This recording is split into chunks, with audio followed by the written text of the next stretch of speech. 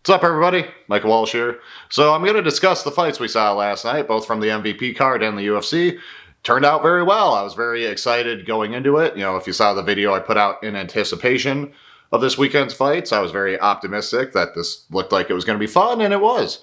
And it largely went to be, it largely went the way I think we expected. I didn't give any firm predictions. I did say which way I was leaning on all the fights, but when you're dealing with old people and people who've been out of the cage for so long, it's not worth very seriously trying to predict how it will go. But nevertheless, some of the bookings felt like squash matches. A lot of them played out like squash matches. And I'd say the favorite largely won, really both across the MVP and UFC cards. It's just that the UFC fights were more competitive. But nevertheless, predictable doesn't mean bad, okay? Because, excuse me, because we mostly got either very exciting fights or well-contested fights, or we saw some genuine great violence. Now, starting with the MVP card, it turned out great. Like all finishes on the main card, some finishes on the prelims. Adriano Moraes, who I shouted out going in, he showed up, he got a finish. But for the main card, kind of went like you might have feared. Despain knocks out Junior Dos Santos. Prime Jr. would have had his way with someone like Despain. Prime Jr., for heavyweight, very good boxer, genuine knockout threat. Could knock you out with damn near everything. Could knock you out with his hook, could knock you out with his uppercut, could knock you out with his overhand. Wasn't the craftiest guy, but had a good stiff jab, would jab the body. Classic jab body, overhand right kind of guy. And he had a Nogueira-esque chin when he was younger, when he was in his prime. That guy would tank shots from just big hitters, whether they were Roy Nelson, whether they were Shane Carwin, whether they were Gabriel Gonzaga, whether they were Crow Cop. Like, he would eat shots from big hitters and, typically finish them. And someone like Despain back in the day would have been eaten alive by JDS. But JDS is old, he is washed, and whilst I said in the video I put out in anticipation of the card, I said there was room for JDS to be crafty and get the better of Despain. The safer bet was just to say Despain does crack hard. He is huge. He is athletic. He is young, and JDS is washed. So a knockout for Despain, made sense.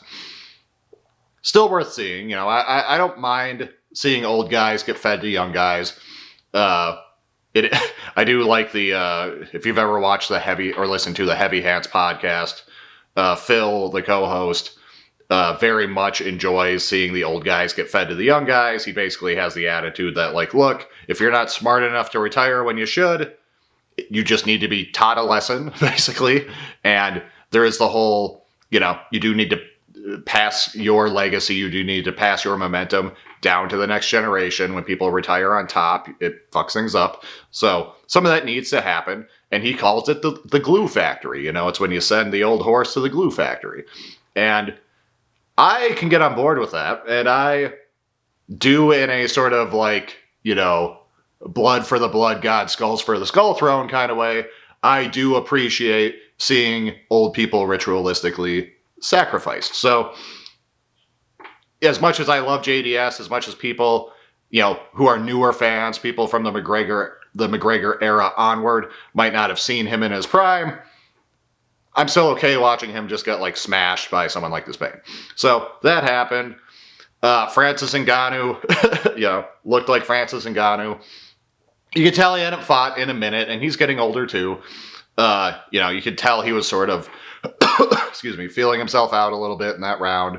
And there were moments, where he was just getting held against the fence, which, as much as we're entertaining even the possibility that John Jones will somehow get out of his UFC contract and also agree to fight Francis, neither of which are likely, let alone guaranteed. Something like that can be a bad look. You got to wonder what the grappling and the clinching and the control of John Jones could look like against Francis. But in any case, Francis still looked very good. He got caught a couple times by his opponent. His name is escaping me, but got caught a couple times, by smaller guy, faster guy, used to fight at light heavyweight. And, aside from that, those fleeting moments, though, it was the Francis show. You know, it was him smashing him. Yeah, ultimately caught him with that hook that put him away. But you saw body shots in the clinch. You saw him hurt him multiple times on the feet. You saw that terrifying ground and pound that Francis has. You saw that on display at points. And you saw, I've been putting out videos recently about the problems with jiu-jitsu and MMA, and you saw that in different fights on these two cards. And you saw it there, too, because his opponent, jiu-jitsu background, and it's like, yeah, okay, try working your guard against Francis. Let's see if you can submit him before he just pounds the fuck out of you.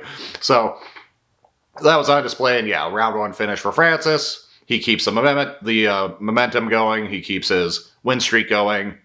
He keeps the argument that he might be the best heavyweight in the world going. So all well and good.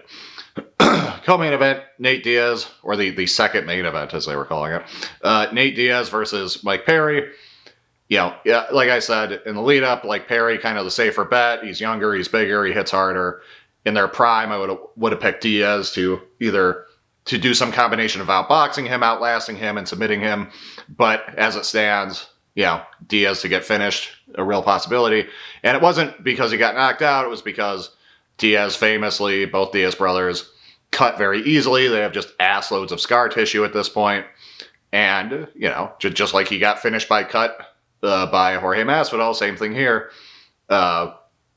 This is where I think if he would have fought a more prime Tony Ferguson, there was a very big risk that he would get finished by cut as well, rather than what we actually saw where he finished Ferguson.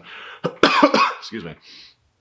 But in any case, like some big shots, some big tomahawk elbows from Perry. Very fun fight. Like one of the bloodier fights I've seen in recent memory.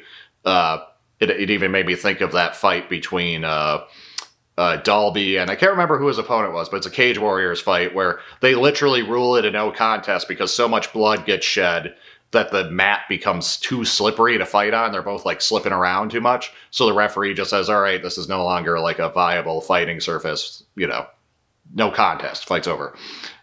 Very cool. Also reminiscent of like Cain Velasquez versus Bigfoot Silva 1, which is another just all-time great bloody fight. Like that fight was so bloody. That and another great one, Tony Ferguson versus Anthony Pettis, where the guy's face gets so butchered up that like you're almost worried that it's going to be like, you're almost waiting for the Silence of the Lambs moment where just all the skin of his face like slides off or something. That's how viscerally, grotesquely bloody it got. And this was similar, and what made this so cool was that the blood started going down Diaz's back.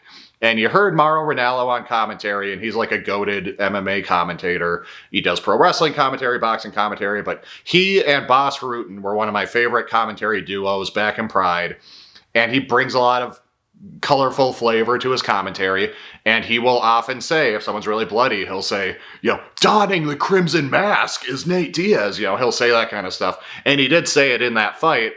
And I was watching the fight with my girlfriend, and I was like, and when Diaz got up and all the blood was on his back, I sort of did my impression of Mauro, and I said, donning the crimson cape, So that was just really cool. I like bloody fights, The just bleed guy would be proud. And even though it was a premature ending, a bit of a blue balls ending where, we wanted to see more. It only went 2 rounds. Realistically, if you're going to stop a fight due to cuts, like that's probably the kind of fight you should stop. It seemed like they were having a hard time stopping the bleeding in between rounds, although it didn't take that much longer after because post-fight, Diaz wasn't gushing blood anymore, so maybe they should have just let it go, But in any case, Diaz was getting whooped on. Perry didn't really show signs of slowing. If anything, Diaz was showing signs of slowing, which is probably both due to him being old. I know he's a triathlete. I don't know how much triathlete shape he has kept himself in. And the body shots were there. Like, body shots will win a person even if they're very fit. People have said that for years, that the body shots are a way to slow someone like a Diaz down. That's not news. So, all in all, very fun fight. I let that deliver. That was like the most fun viewing experience, other than maybe the UFC co-main event, across both cards. Excuse me. So, I'm very satisfied with that. yeah, if Mike Perry fights Jake Paul in MMA, sure, I'll watch it for free, whatever. But if Jake Paul fights Francis Ngannou in a boxing match, sure, I'll watch that for free, whatever.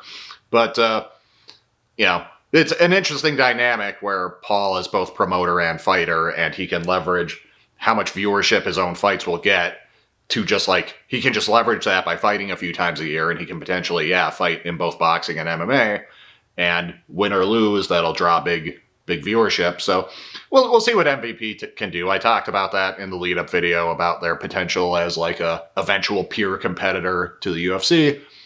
I don't think that potential is high at all, but yeah, we'll see what happens. It's a bit of flavor. It's it's nice to have the old guys have a chance to make a payday.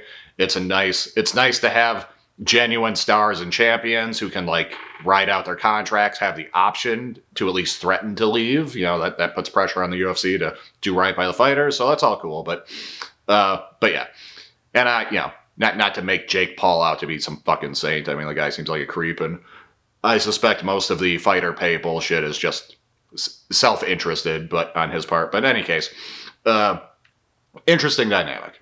And then main event, Rousey Carano. I mean, at least it's fun. It does. It does feel a wee bit nostalgic to like see a kind of old school Ronda performance. She had a lot of fights like that. People compared it, in the immediate aftermath to the Ngannou fight, and that was. That was kind of how Rousey did. It was interesting seeing her, hit a lower body takedown instead of a clinch takedown. But just get the person, collide with them, get them down, armbar them, typical Rousey stuff. Gina looked terrible, looked ill-prepared. Someone hopped on like the comment thread of one of my jiu-jitsu videos that I've been putting out over the last few weeks, where I've been saying that jiu-jitsu is kind of not obsolete, but it's the least viable base at the highest level in MMA these days, and it has been for a couple decades. Someone hopped on the comment thread to be like, well, this shows like how jiu-jitsu can be effective when you're like not taking it seriously. And I was like, if you're both very old and terrible at jiu-jitsu, you might get submitted. That might happen. And yes, Ronda technically does judo, and she got good at the armbar in her judo competition. She was a Newaza specialist. The armbar was her move. She didn't get good at that because she studied jiu-jitsu, but at that level, judo, Newaza, and Brazilian jiu-jitsu are kind of just the same fucking thing, at a certain level at least. And as someone who is a big, old-school Japanese jiu-jitsu guy myself, you are all just our children, so I don't really care. Seeing the debates among judo and jiu-jitsu guys, Brazilian jiu-jitsu guys, to me is amusing. But in any case, just a good showing from Ronda. She's still Ronda, so if you, like most people, find her just insanely abrasive and annoying, she's still abrasive and annoying. But it still felt good in its own way. It was still fun when she was a champion, and it tickles that nostalgia. So it is what it is. Moving on to the UFC event. Co-main and main delivered. I mean, Choy was getting wailed on by Santos. That Santos guy I'm really interested in as an action fighter. He didn't just lose because he blew his wad. I think Cormier correctly on commentary, pretty quickly was like, if he can't get Choy out of here, he runs a very serious risk of fatiguing. He is just wailing on Choy. He is throwing so much volume at such high intensity that this, even for a featherweight, this is very risky. Even a featherweight in a 3-rounder, this is a risky gambit. However, it was still really cool. like that opening body kick he landed, hilarious. It landed so flush, and Choy bent into it. It looked like the kind of body kicks that Barboza was landing on Dan Hooker later in their fight, except it was the opening strike effectively of this fight. And he looked great. Cormier in a people are just dogging on Cormier these days, but in a Cormier moment of kind of suspicious commentary, he says that body kick is landing, but you normally just see a body kick in the open stance from the southpaw. And it's yes, if you're in an open stance matchup, the power shots, the rear side shots, both from the punches and the kicks, are open. So yeah, that's like a common move you see.